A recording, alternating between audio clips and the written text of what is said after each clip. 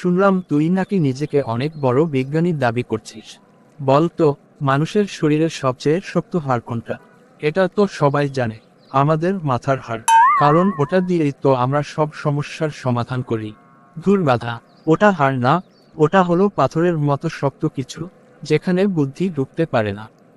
আসলে সঠিক উত্তর হলো মানুষের শরীরের সবচেয়ে শক্ত অংশ হলো তার অলসতা। অলসতা, সেটার আবার হাড় থাকে নাকি? অবশ্যই থাকে। শোন, মানুষ যখন কোনো কাজ করতে চায় না, তখন তার শরীরে এমন এক ধরনের হাড়ের উদ্ভব হয় যে সে বিছানা থেকে উঠতে পারে না।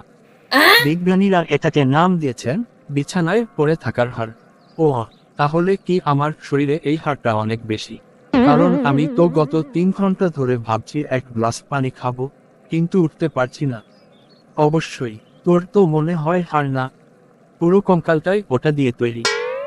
আচ্ছা, বল তো, চাঁদে যাওয়ার আগে মানুষ পৃথিবীতে কি সবচেয়ে বেশি মিস করবে? ওয়াইফাই নাকি খাটের আরাম?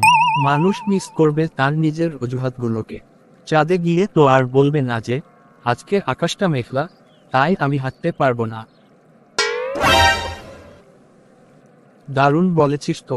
আচ্ছা, চল তাহলে আমরাও একটা নতুন গবেষণা করি। কিসের গবেষণা? গবেষণা করি পৃথিবীতে সবথেকে বেশি সময় ধরে কতক্ষণ না খেয়ে থাকা যায় যদি পাশে এক প্লেট বিরিয়ানি রাখা থাকে। তোকে দিয়ে আর বিজ্ঞানী হওয়া হবে না, তুই তো দেখি পেটের ইঁদুরকে সব বৈজ্ঞানিক গবেষণার দায়িত্ব দিয়ে দিয়েছিস।